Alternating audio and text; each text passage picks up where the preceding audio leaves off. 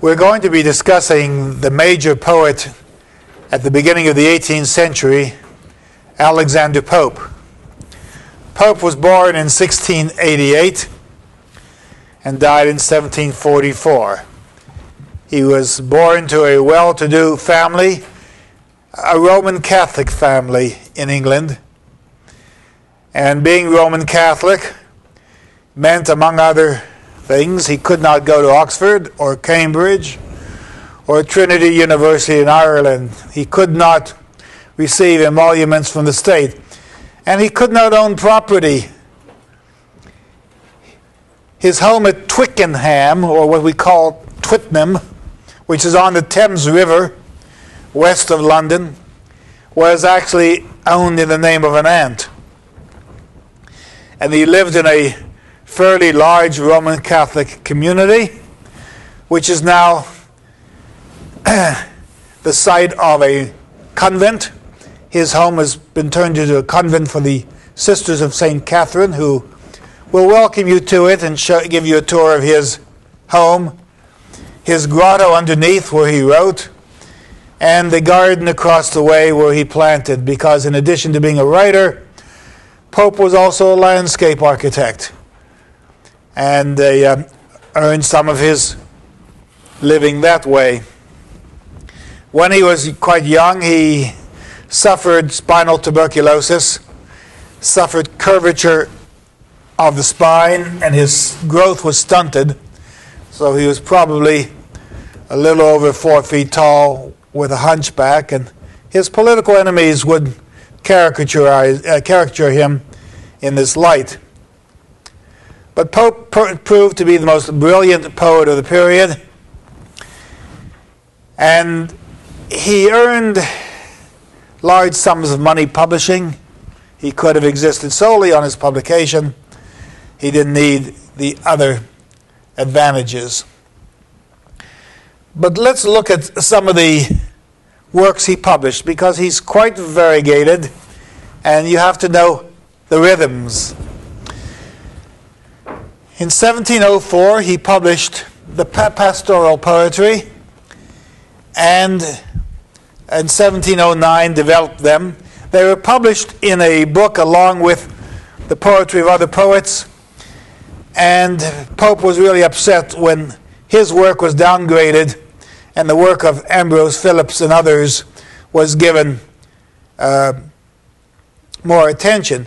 And the reason is this, that all poets in Pope's time thought that they would ultimately write the great English epic poem. And you always started writing your epic poems by starting with lesser poems. And the pastorals of Virgil were considered lesser poems, but they showed your promise. And the pastorals, as I've told you, are shepherds' tales where one shepherd sings to the other, and they contest who has the best song for his girlfriend. Or you have pastoral elegies in which people lament the death of someone who has died. But the pastoral poetry in the hands of Virgil was very important because it in fact hid political insinuations. You could not criticize the emperor, but you could couch in Virgilian terms words and phrases designed to let people know your political views. Then in 1712 he wrote the Messiah. He wrote a sacred eclogue. And in 1713 he wrote a poem called Windsor Forest. Okay. Now Windsor Forest is a Georgic poem. The Georgics of Virgil, as I've mentioned before, deals with all kinds of different subjects. But this particular poem was a tribute to the ending of the War of the Spanish Succession, which ran from 1704 to 1713. And it celebrated the Treaty of Utrecht.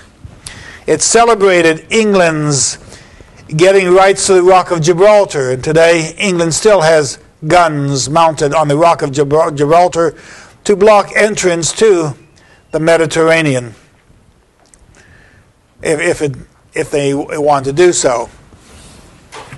The Treaty of Utrecht gave England trading rights to French America and Spanish America, and it gave England trading rights to India, and it gave them access to China. And it wasn't until the end of the century when Lord Macartney led a trade mission to Qianlong, the Chinese emperor, who greeted the English and looked upon them as vassals. When he looked at a map of the world and saw how small England was and how large China was, he simply assumed that this was one of his vassal states.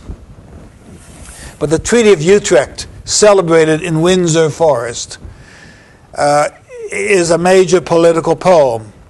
It celebrates, number one, the Treaty of Utrecht. It celebrates, number two, Queen Anne, who's sitting on the throne of England. And it suggests that the British Empire is going to bring its boats to every nation in the world, bringing civilization to places that have never experienced it, and renewing civilization in places that have despoiled it. Under criticism, we're going to look today at a poem called The Essay on Criticism, which is essentially a takeover from Horace's Ars Poetica, the Latin poem. Another poem he wrote was Peribathus. Peribathus is the art of sinking in poetry. I guess that belongs there. And it's a takeoff from Longinus's great poem, The Art of the Sublime, which is Perihoupsos. Now, Perihoupsos tells you about the grandeur and the glory of the world. Peribathos talks about how badly poetry has been downgraded, how poor poets are, and how trivial their pursuits have become in the modern age.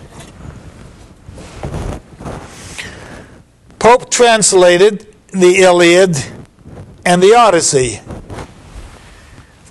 The Iliad was in 6 volumes. He did that from 1715 to 1720. The Odyssey in 14 volumes from 1725 through 1726. And he did these with the help of assistants. He would provide the ideas or sharpen the phrasing, and they would follow through. Now, Pope's Iliad and Odyssey still are considered probably the best translations in poetry of the Iliad and the Odyssey into English. A fellow by the name of Mason has a poem called To Homer Through Pope. It's in our library. H.A. Mason, he's a Britisher. And you may enjoy reading exactly what Pope has done with the Iliad and the Odyssey to make it such a spectacular piece of work. But can you imagine translating these works? Remember, you're not using computers in the 18th century. He wrote lyric poetry. One of the poems he wrote was Eloise Abelard. Some French letters were discovered, and a French report issued. The letters of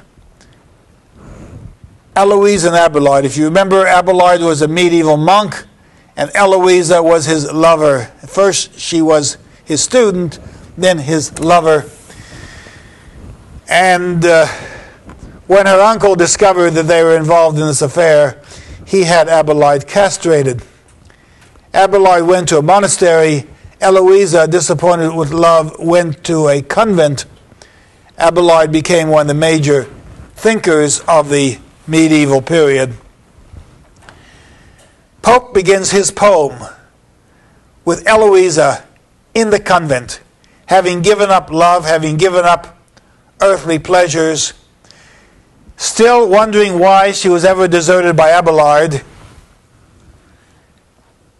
now discovering for the first time letters that told her what happened to Abelard, how he had been brutalized, attacked, and why they had been separated. And at that moment, her passions are aroused, and the poem proceeds from that point. So it's a lyric poem in iambic pentameter couplets. It's very moving, and it's worth looking. He has written Elegy to the Memory of an Unfortunate Lady, and among lyric poems, his Ode for Music on St. Cecilia's Day. That again is November 22nd. Like Dryden, he wrote a St. Cecilia Day Ode. He also did a translation of Shakespeare. That would be ambitious for those of you who are English majors and want something to do in your spare time.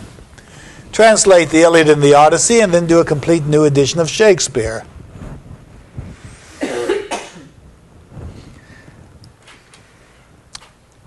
You can always find new elements in Shakespeare. Several years ago, well, in The Taming of the Shrew, the line is stated that I'm going down to the barber's and to study ciphers. And no one knew what ciphers was. You assume you go to the barber shop and you start playing with numbers. Well, a couple of years ago, an article came out that said, it's not ciphers, it's cithers. When people used to go to the barber shop, they didn't have television, they didn't have phonographs. They would sit there with a zither, a stringed instrument, and play it. Or someone would play it for them. At that summer, we were presenting The Taming of the Shrew at the University of Houston Shakespeare Festival in the summer. And I pointed it out to Dr. Berger, the director, and they put it into play. So effectively, the University of Houston is probably the first university in the history of theater to have put in the right word in Shakespeare's line at that moment. Pope translated the editions of Shakespeare. He did a very, very good job, but there were a lot of points that were criticized. And one person who criticized his Shakespeare was a man by the name Theobald. Theobald, Louis Theobald. Theobald was right in all his criticisms. And when Pope came out with the second edition, he corrected most of the change. He made most of the changes that Theobald recommended. But he never forgave Theobald for embarrassing him. And when he wrote a long poem called the Dunciad that we're going to look at, he considered Theobald to be the prince of dunces, taking over for the poet laureate who had died and being blessed by the goddess of dullness. He also wrote a libretto called Esther. The book of Esther in the Hebrew Scriptures deals with a woman who was queen, was named queen, and then discovered that her people, the Jews, were going to be annihilated by a man by the name of Haman, an evil figure by the name of Haman. And she was able to stop this destruction, this annihilation, by reporting events to the king, and then by seeing Haman hanged. Well, Pope seemed to like that. He wrote the libretto, and Handel set it to music. And if you want to write a research paper about Pope's Esther, I'd be very much interested in reading it, because some of you who are music-minded would know much more about it than I would.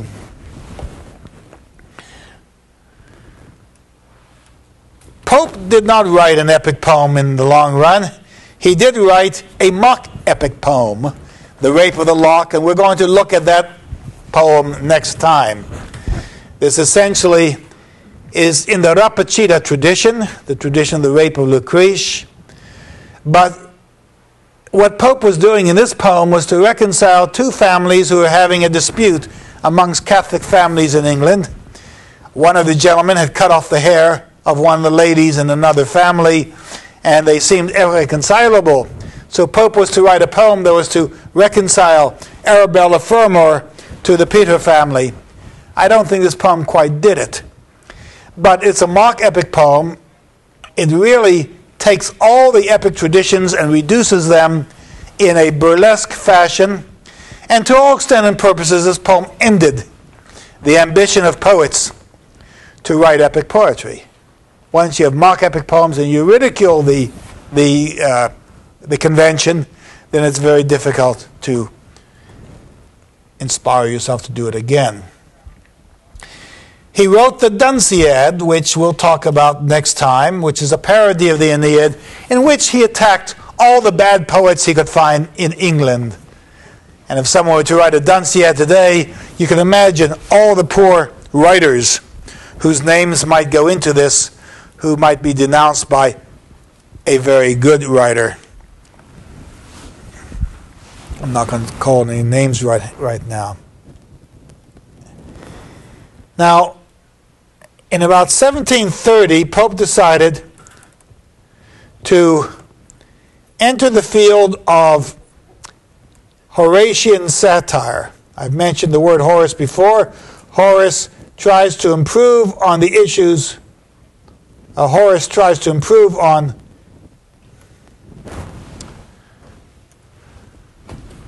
human convention by pointing out man's faults and foibles. He does it in a humorous fashion. And Pope decided to follow the Horatian tradition in coming out with a whole series of poems that dealt with the nature of man. He started with a long preface called the Essay on Man, and the Essay on Man was intended to give us an insight into human behavior. Then he has a number of minor poems that are part of this Horatian tradition. One is the Epistle to Bathurst, dealing with people of noble stature. The Epistle to Burlington, dealing with art and architecture. The Epistle to Arbuthnot, dealing with how one writes poetry. And the Epistle to a Lady, of the characters of women, which we'll look at hopefully today. Now, one of the characteristics of Horatian satire is that it draws in different traditions. If you write a Horatian epistle, you're writing a long letter which is disjunctive in some ways. It can deal with a number of subjects. If you're writing a Horatian satire, you focus on one subject and deal with it in great depth. If you deal with Horace's art of poetry, you're dealing with the nature of criticism. We're going to talk about that in a few moments. Pope was actually inspired to write these Horatian epistles and these ethic epistles by Lord Bolingbroke, who was Secretary of State, Secretary of War under Harley during the War of the Spanish Succession. Lord Bolingbroke was one of those Tories who was accused of treason in 1714, and Bolingbroke fled to France. He was allowed to come back. He was given amnesty, and he wrote apparently a rather long pamphlet on the nature of man and gave it to Pope and urged Pope to use it as the basis for writing a poem. And so we have a long series of poems, but Pope never finished this task before his death in 1744. All right, so what you have is a person who has written lyric poetry, satiric poetry, pastoral poetry, who has done editions of Shakespeare, editions of the Iliad and the Odyssey, a person who has written in the classical tradition, a rather remarkable poet. And I'm going to look at a few of Pope's ideas. First, I'd like to look at the Essay on Criticism.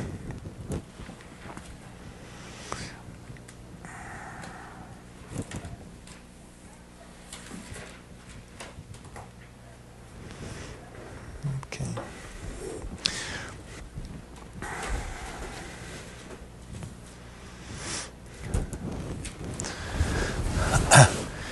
Pope is the master of the heroic couplet. I want to mention this to you. The heroic couplet is a structure comprised of 2 lines of poetry, each of which expresses a complete thought. And this poetry consists of 2 rhymed lines. Let me make this a little bigger for us.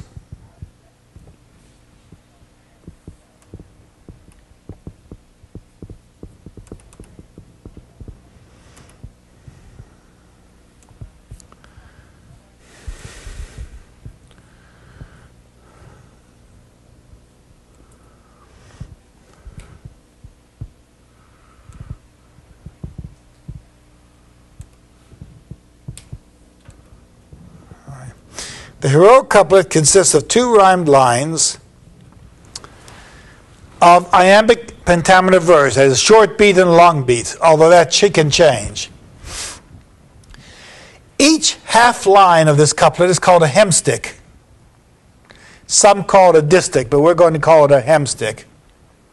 And there's always a pause in the middle of the line, which we call a caesura. Now the pause can be after the first foot of poetry, one beat. After the second foot of poetry, two beats. After the third syllable of poetry, or after the fourth long beat. A caesura can go any place, and it allows us to emphasize certain points in the poem. Now, I want you to just write this down, please, so you can see it.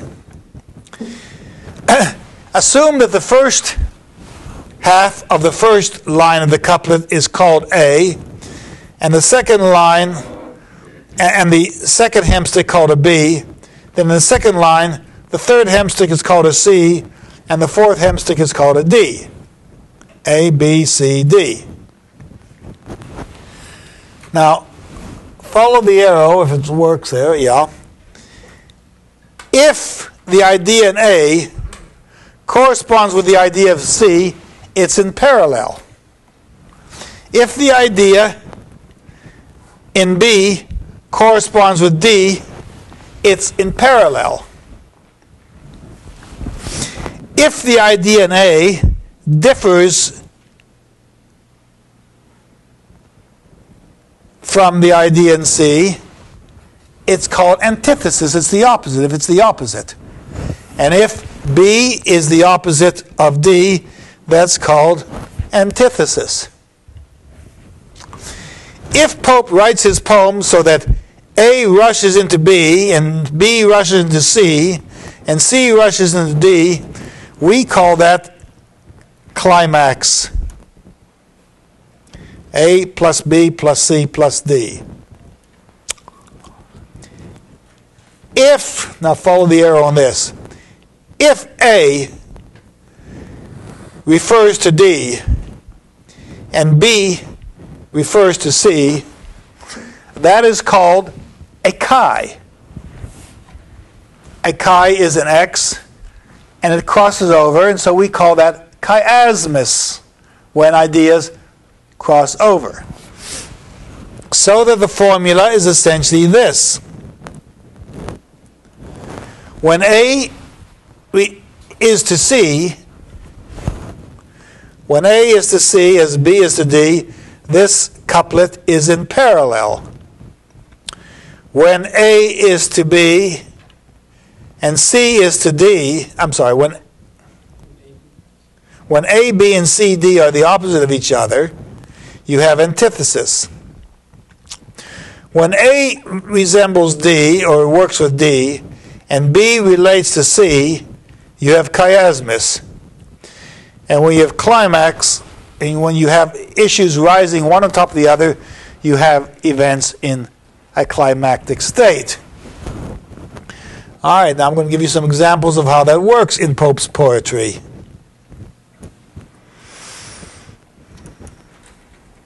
And we're going to look at a poem called The Essay on Criticism.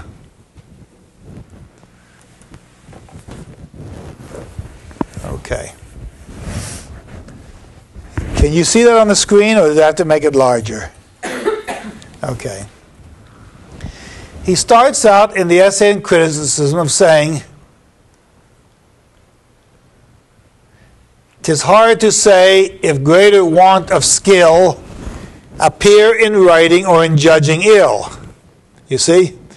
Now, what you're saying is hard to say and judging something is the idea. And then you want to know whether you have skill in writing. Well, hard to say and judging ill correspond with each other, and having want of skill in writing correspond with each other, so that line is chiasmus. Now, the next line he says, do you want to write badly or do you want to criticize badly? But of the two, less dangerous is the offense to tire our patience than mislead our sense. But of the two, less dangerous is the offense. So, less dangerous is the offense to tire our patience. If you just put people to sleep when you write, that doesn't harm them so much.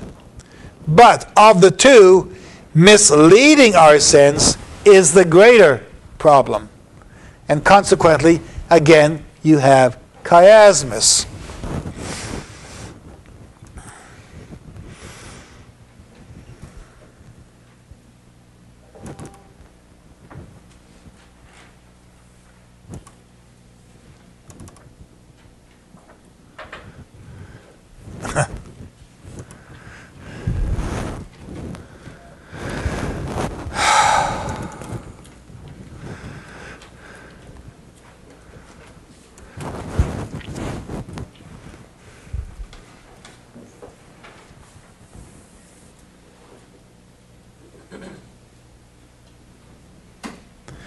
Excuse me, I've got to find a program here that's going to open this thing.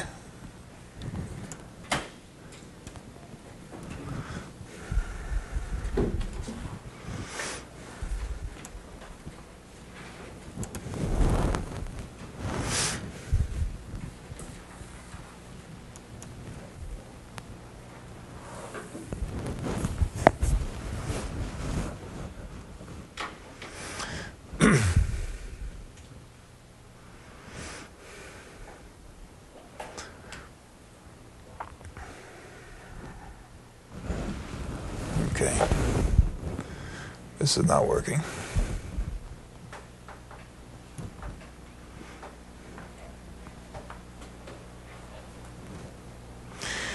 All right, we'll look at it a different way.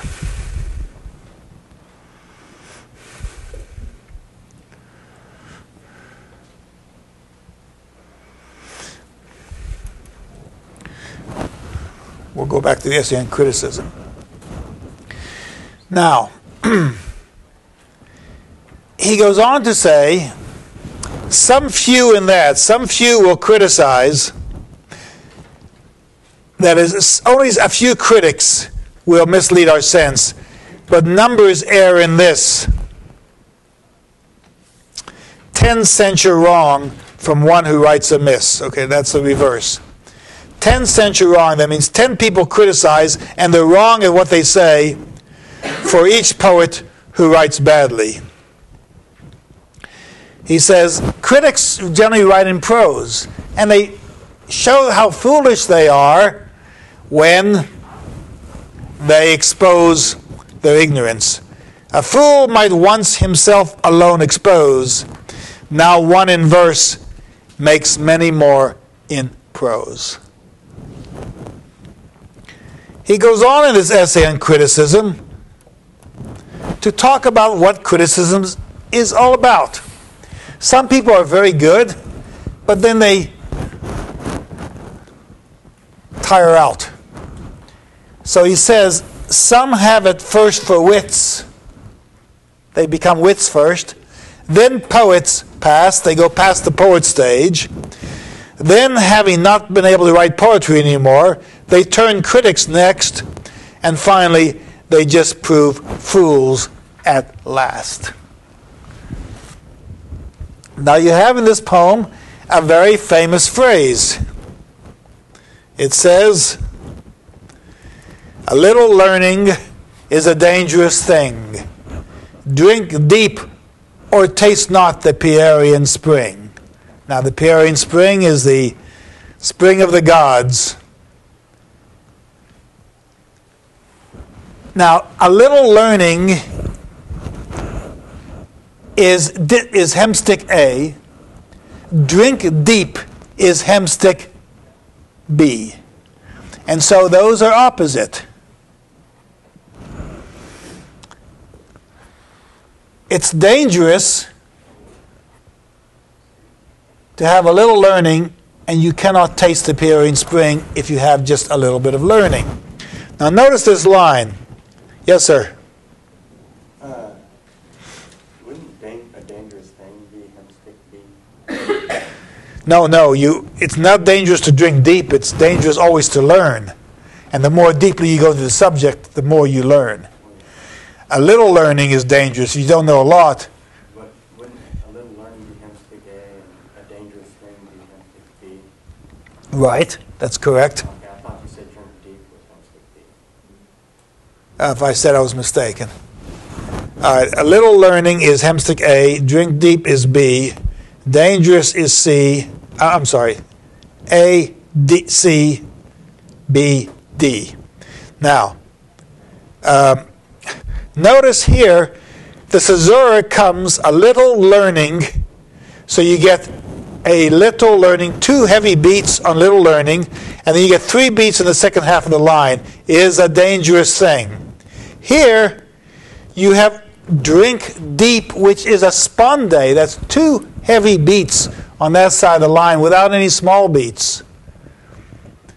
Now you could, of course, address it as drink deep or taste not the Pierian spring, but you're allowed to shift emphasis the way Pope does it. His lines are flexible. No one is more a master of the art of the heroic couplet than Alexander Pope.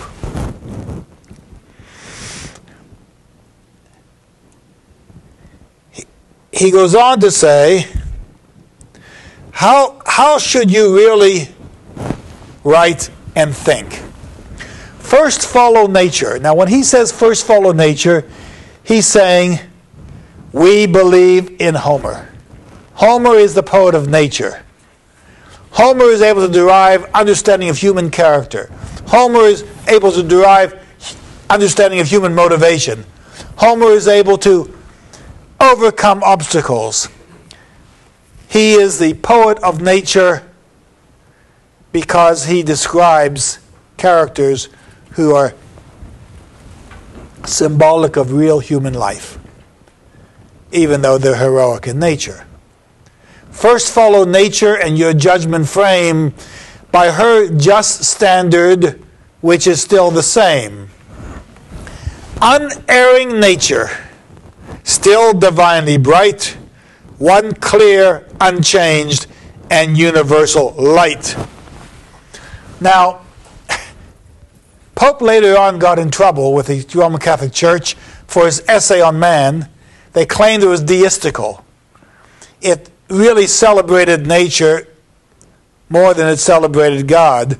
And this poem suggests the celebration of nature as the real essence of inspiration. Life, force, and beauty nature must to all impart at once. Now notice the caesura is here. At once, you get a short beat and a long beat. At once, then he goes into 4 solid statements. The source and end and test of art. And consequently, the line shifts by virtue of the caesura, and you have a very, very dramatic piece of poetry here.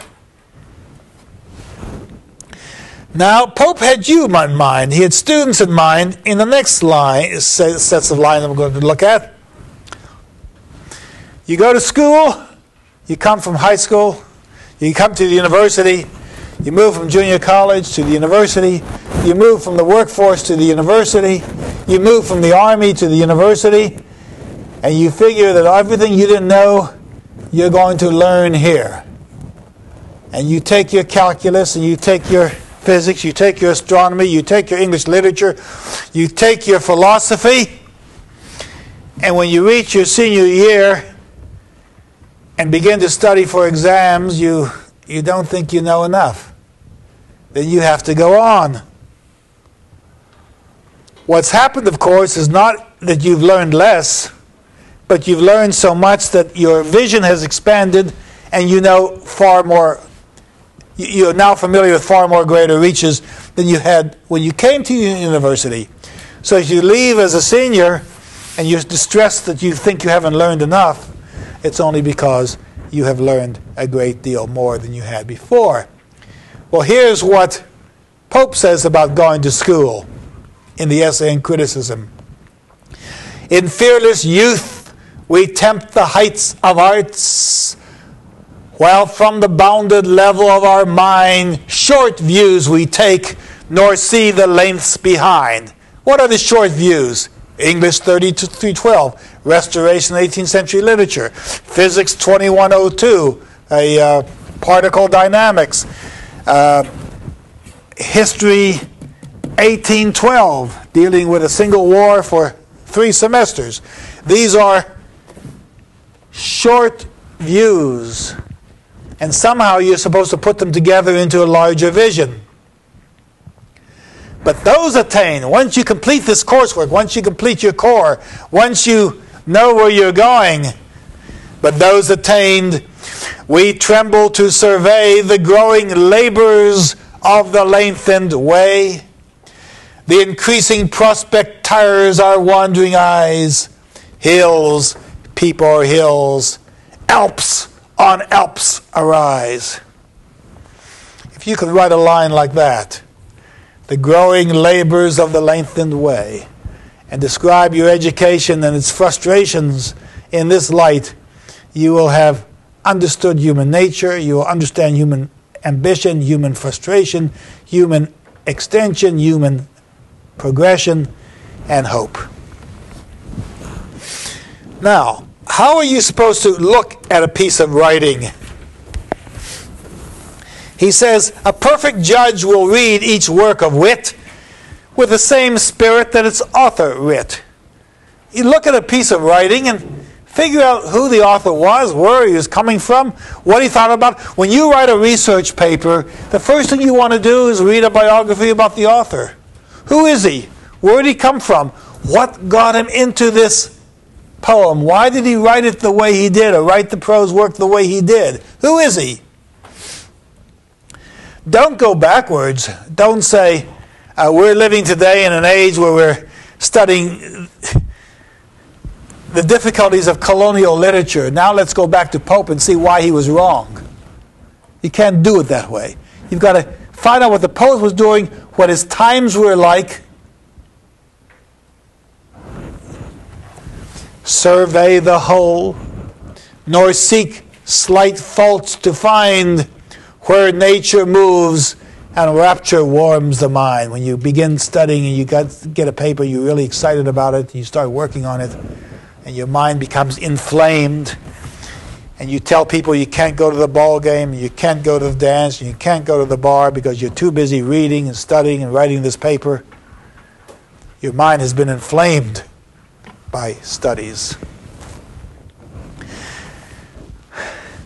And then you get your paper back from your instructor, and he finds a comment wrong, he finds a spelling word wrong, he finds syntax wrong, he finds organization wrong.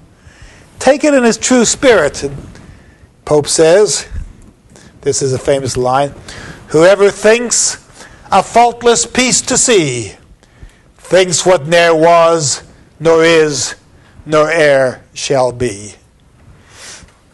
So the next time you're home and someone faults you for not washing out a glass, or someone complains that your papers are strewn about your room, or someone complains that the dog didn't get walked this morning, just remember, whoever thinks a faultless piece to see, thinks what ne'er was, nor is, nor e'er shall be. Recognize that people will make mistakes.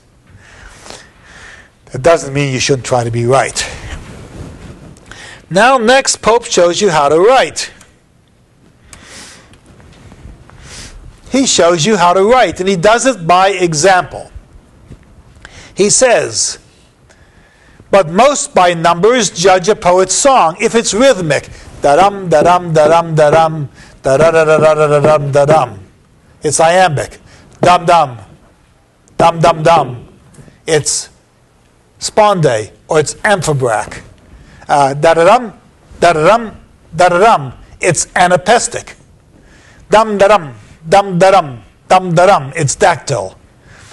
Most by numbers judge a poet's song. If he's even his iambics, he's right, but that can be very boring. And smooth or rough with them is right or wrong. If you're a movie critic, if you're a book critic for the Daily Cougar, and believe me, one of the best experiences on this campus for a writer is to write for the Daily Cougar. Go in, Get your assignments. Sometimes you have only an hour or 2 hours to write. Bring it back polished. Let the editors work it over. But it gives you the chance to write well, to write quickly, and to write to an audience. The question is, how do you judge how well you write? But most by numbers judge a poet's song, and smooth or rough with them is right or wrong. Now he's going to tell you how to write. He's going to tell you actually how not to write. Watch. These equal syllables alone require. And you've got equal syllables. All the syllables are alike. Alone require 2 syllables to a word. Then he says, though oft the ear the open vowels tire. Sometimes people write with too many open vowels. Look what he's written with. O, oft, ear, open, vowel, tire. All open vowels. He's showing you how not to write by showing you and illustrating what's wrong. Next line. While expletives their feeble A do jine. Remember, we're always pronouncing Irish when we want words to rhyme. And 10 low words oft creep in one dull line. How many words are in that line? Right. 1, 2, 3, 4, 5, 6, 7, 8, 9, 10. He's giving you a dull line by giving you 10 words that are monosyllabic. Then he complains about rhymes, while they ring round the same unvaried chimes, with sure returns of still expected rhymes. Some rhymes are predictable. Here they are. Where'er you find... Let's go on. Where'er you find the cooling western breeze, in the next line, it whispers through the trees. If crystal streams with pleasing murmurs creep, the reader's threatened, not in vain, with sleep. And those are your predictable lines. Have we mentioned Whitman's O Captain, My Captain here? Remember that great poem? When Lincoln died, Whitman wrote the poem, O Captain, My Captain, our fearful trip is done. The ship has weathered every wrack. The prize we sought is won. Oh, hard, hard, hard, oh, bleeding drops of red.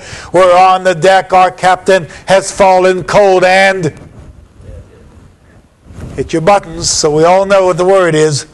It's predictable. It's a bad poem.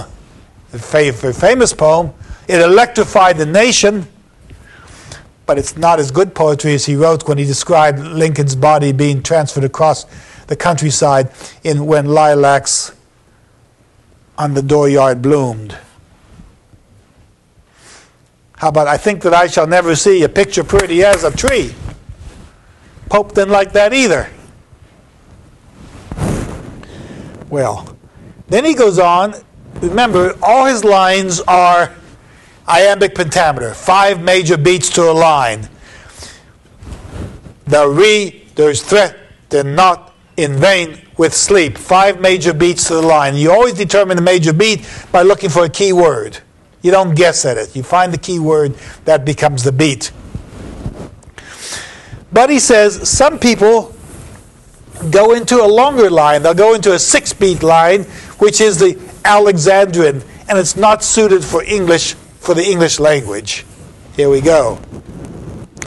Then at last, an only couple fraught with some unmeaning thing they call a thought, a needless Alexandrian ends the song that like a wounded snake drags its slow length along. How many syllables in that line? 12. Therefore, and the normal iambic pentameter line has 10. So this becomes an Alexandrian. He shows you again. A bad line, a unwieldy line, a long line by virtue of trailing through the poem. He says, good nature, Here's what he really believes. Good nature and good sense must ever join. To err is human, to forgive divine. Now I want to tell you, without a doubt and without any reservation, every couplet in Pope's writing rhymes. If you see two words that don't rhyme, it's because you don't know how they were pronounced in the 18th century. And in the 18th century, the pronunciation was closer to modern Irish than it is to modern English. So think Irish when you move into these. I'm going to show you what Pope tells us.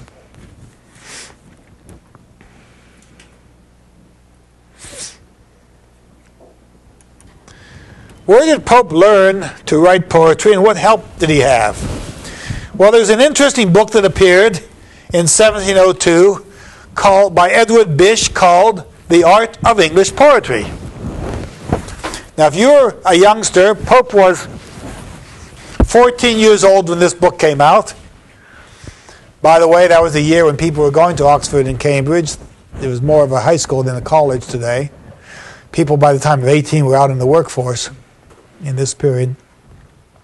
So at the age of 14, he might have read Edward Bysshe's The Art of Poetry. It contains rules for making verses, and it's a dictionary of rhymes, and we have a copy of this book in our library. It has a collection of the most natural, agreeable, and sublime thoughts, viz. Allusions, similes, descriptions, and characters of persons and things that are to be found in the best English poets. It was published in 1702. Now, it has more than 75 pages of rhymes. What words can rhyme? Let's look. Under the word ab, you get blab, crab, stab, and scab. All right, can you think of any others? Jab, lab, others? Flab, grab. We're doing all right. Let's just add those words to that list that we have here. Jab, grab, flab, lab. What? Slab. We have that. Someone just named that. All right. Let's go on to the word ace. Bysshe has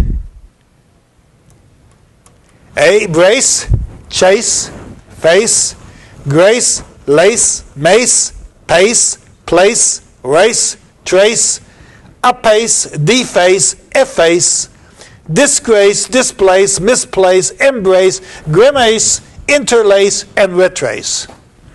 And if you want it in the Irish, it's brice, chice, fice, rice, lice, mice, pace, place, race, trace, apace, deface, efface. All right? You pick it up. How about the word ood? Ood. Crude, rude, allude, conclude. Delude, elude, exclude, obtrude. Prelude, seclude, altitude, fortitude, gratitude, interlude, latitude, longitude, magnitude, multitude, solitude, vicissitude, aptitude, habitude, ingratitude, ineptitude, inquietude, lassitude, plenitude, promptitude, servitude, similitude, solicitude, lewd, feud, and others. Now, if you know all those words, you're going to do very well on the GRE, because the scores are based 85% on your vocabulary, the history of your vocabulary. Let's try one more. This is what school youngsters, this is the word thus. Thus.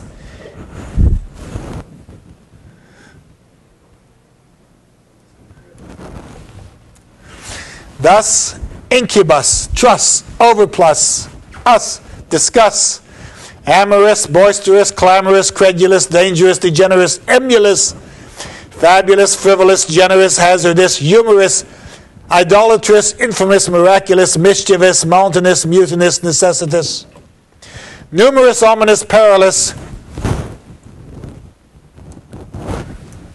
poisonous, populous, prosperous, ridiculous, riotous, ruinous, scandalous, scrupulous, scurrilous, good word, sedulous, traitorous, treacherous, tyrannous, venomous, vigorous, villainous, adventurous, adulterous, ambiguous, and blasphemous.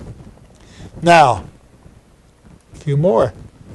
Dolorous, fortuitous, gluttonous, gratuitous, incredulous, lecherous, and libidinous.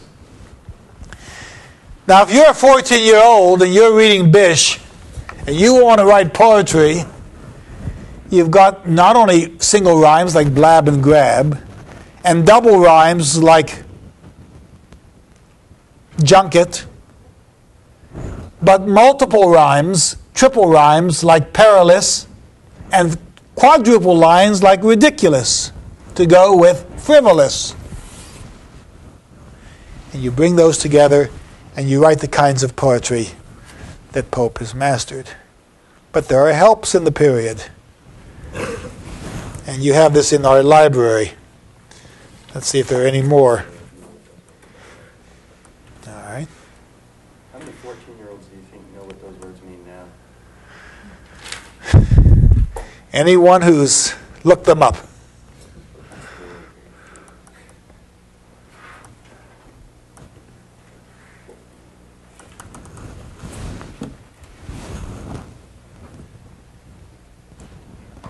Actually, the SAT exam and the GRE are so heavily biased toward vocabulary that people who grow up in homes where they don't have a strong vocabulary in the formative years, from the first to the fifth grades, will probably not ever score high on those exams. And those who do will do very well. Those who don't have a vocabulary at home will watch television, but television programs are all geared to a third grade reading audience. So when you hit the third grade, you should stop watching television and start reading, which is hard to do when people become addictive.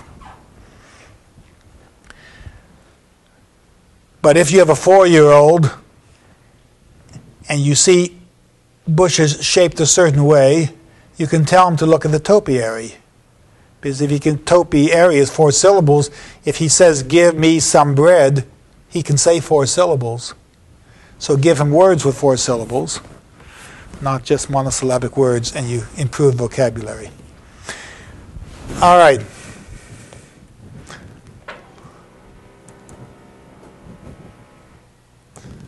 Okay, I can't pull that up. Now, let's look at a poem that Pope has written that you were to read for today. And that's one of the essays on the characters of human beings.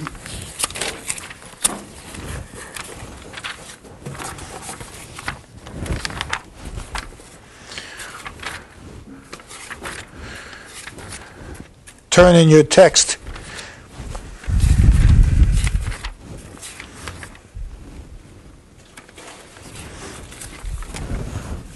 to page 757 of the characters of women, an epistle to a lady. Now, remember, Pope was urged by Bolingbroke. Bolingbroke is a deist philosopher, and he urged Pope to write a poem. Pope finally wrote it, called it the Essay on Man. It was to be the prologue to a much larger work, because the Essay on Man was not only an essay on man, it was an essay on the architects, artists, writers. It was an essay on women, and men. And the characters of women, written in 1735, is one of those poems. It begins with the advertisement, the author being very sensible how particular a tenderness is due to the female sex. Begins to discuss what women are like. Now remember, this is a Horatian satire. Satire is intended to improve society and to improve the character of people by pointing out their faults and foibles. So the poem will go a long way to pointing out people's faults and foibles, their idiosyncrasies, and what we may complain of them. But in the end, Pope celebrates Queen Caroline, the wife of George II, and in that way proves himself not at all misogynistic the way Jonathan Swift was. Now let's look at this on page 757. I'll start reading it. Yes? I think it's on 561. Of the characters of women.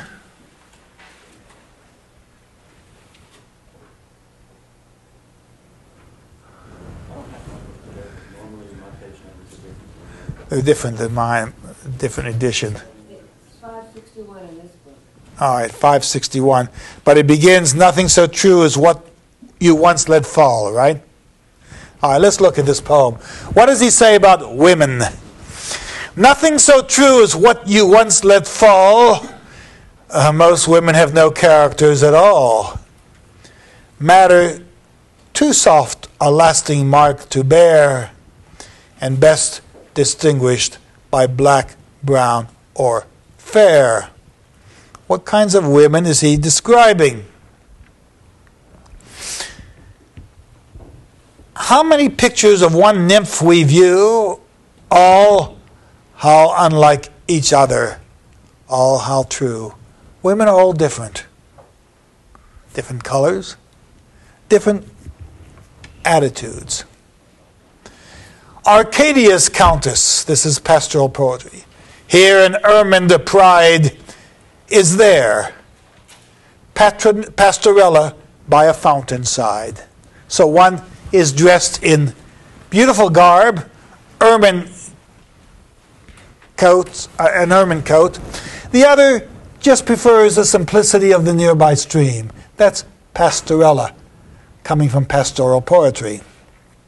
Here Phania, leering on her own good man, is there. A naked Leda with a swan. So some are promiscuous, some are leering, some are seductive, some are pastoral. We're beginning to learn that this essay on women is going to explore a large variety of types. Let then the fair one beautifully cry in Madeline's loose hair and lifted eye. You have Mary Magdalene, who is the celebration of purity and chastity.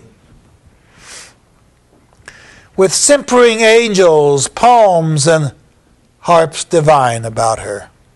I'm sorry, I missed the line. Or else dressed in smiles of sweet Cecilia shine, with simpering angels, palms, and harps divine. Whether the charmer sinner it or saint it, if folly grows romantic, we must paint it. Now, what do you think about that rhyme? Whether the charmer sinner it or saint it, there's no such syntax in the English language. You would get an F on your paper if you wrote something like that. You're going to sinner it. A person is going to commit sin, so you're going to sinner it or saint it. Well, that's the license of a brilliant poet. And then you're going to rhyme sinner it, saint it with paint it. By the way, Pope took lessons from a fellow by the name of Jarvis.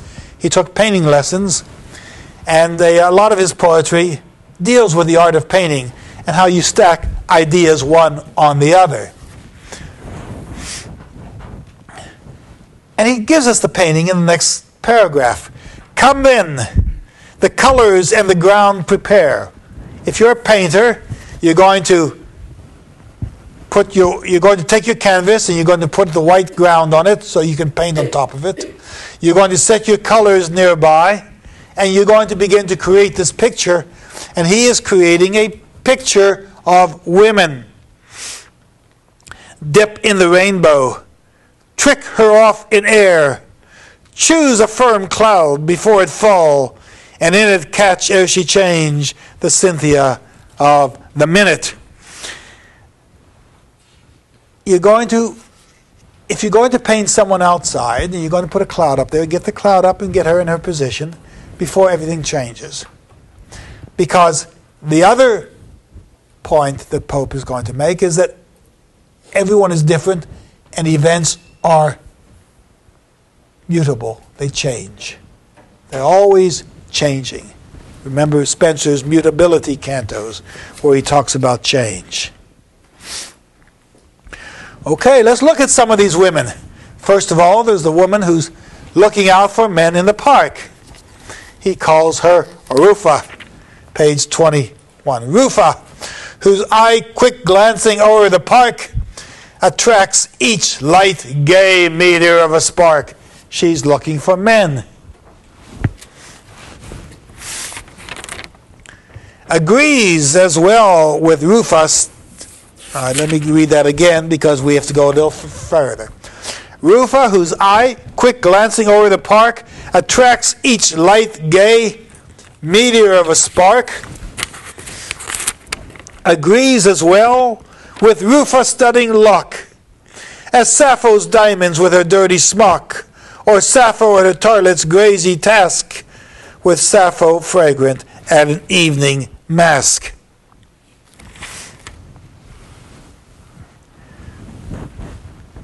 Why would she be studying Locke? She wouldn't be studying Locke. She's studying men. She's hanging out in the mall. Locke, of course, is an idea that's central to all of Pope's writing. He likes Locke, and Bolingbroke, who inspired him to write the Essay on Man, is essentially a Lockean scholar, a man who believes in perception and who believes in the efficacy of one's own capability to see and know. Sappho represents Lady Mary Wortley Montague, a learned lady, and the learned ladies are not, according to your notes, satirized for not being as clean as you would want them to be, because they're not so interested in going out and dating. They just want to sit home and study. So why bathe and why put on perfumes?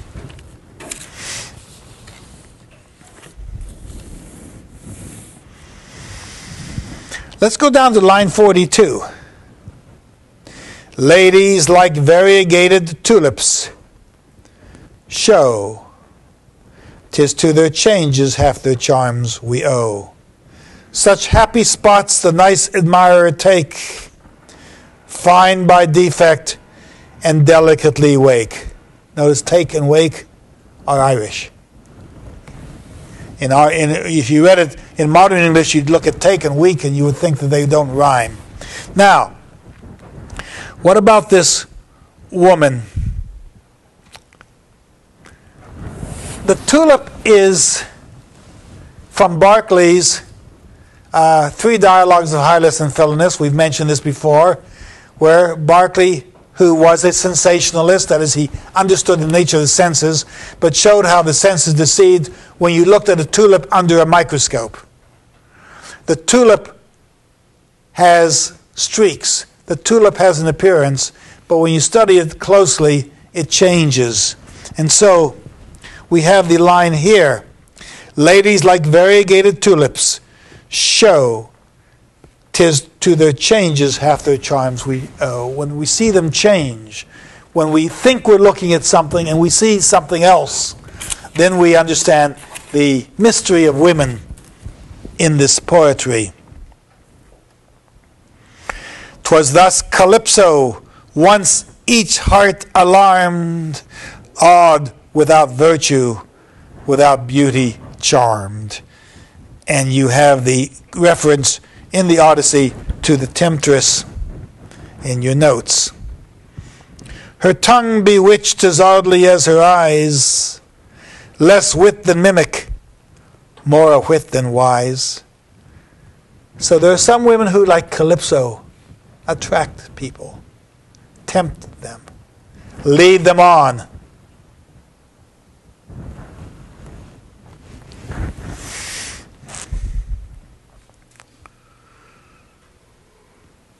Strange graces still, and stranger flight she had, was just not ugly, and was just not mad. Yet ne'er so sure our passion to create as when we touched the brink of all we hate. These women can tempt you, and they can destroy you, and they can find you enamored of them, and they can also turn you against them.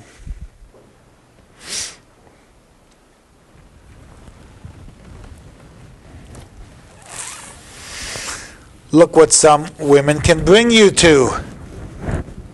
Line 68. See sin in state, majestically drunk, proud as a peeress, prouder as a punk as a prostitute. So you have some women who are proud as peeresses, some who will mislead you. She is chaste to her husband, so pure, so nice, frank to all beside, a teeming mistress, but a barren bride. This woman would be a mistress to other men, satisfy their desires, but never give her husband a child. Because the husband and wife relationship is barren, whereas the illicit relationship is vivid and active. What then? Let blood and body bear the fault. Her head's untouched, that noble state of thought. She's a woman who's after passion. So she's not thinking. She's not a thinking woman. And that comes in line with those who would not read Locke. Let's see what else we know about her. Such this day's doctrine. In another fit, she sins with poets through pure love of wit. What has not fired her bosom or her brain? So she has been motivated by passion. Her brain has been titillated by poets. Let's see what else happens. She has been moved by, and we have all kinds of examples of Caesar and Charles and Charlemagne who are with these women. Let's look at Flavia at line 87, and we move on to her ideas. Flavia's wit has too much sense to pray. She's not going to go to church. She's a woman who's articulate and passionate and active. She tries to celebrate her capability, but she's not going to go to church. Flavia's wit has not too much sense to pray. To toast our wants and wishes is her way, nor asks of God, but of her stars to give the mighty blessing while we live. To live. You go to the end of the poem where Pope is now going to celebrate a woman whom he really likes, and that is Catherine.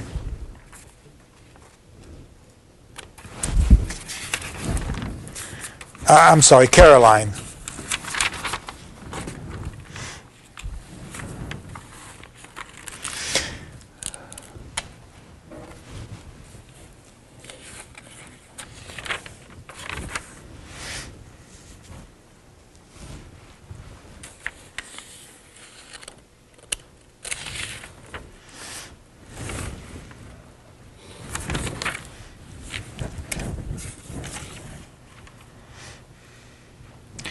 Lines 248. Ah, friend, to dazzle let the vain design, to raise the thought and touch the heart be thine. Vain design and be thine becomes the rhyme here. That charm shall grow while what fatigues the ring flaunts and goes down, an unregarded thing. So when the sun's broad beam has tired the sight, all mild ascends the moon's more sober light. Serene in virgin modesty she shines, and unobserved the glaring orb declines. She's modest, she's elegant, she's womanly, she's virtuous. There are women you can celebrate in Horatian satire. Thank you.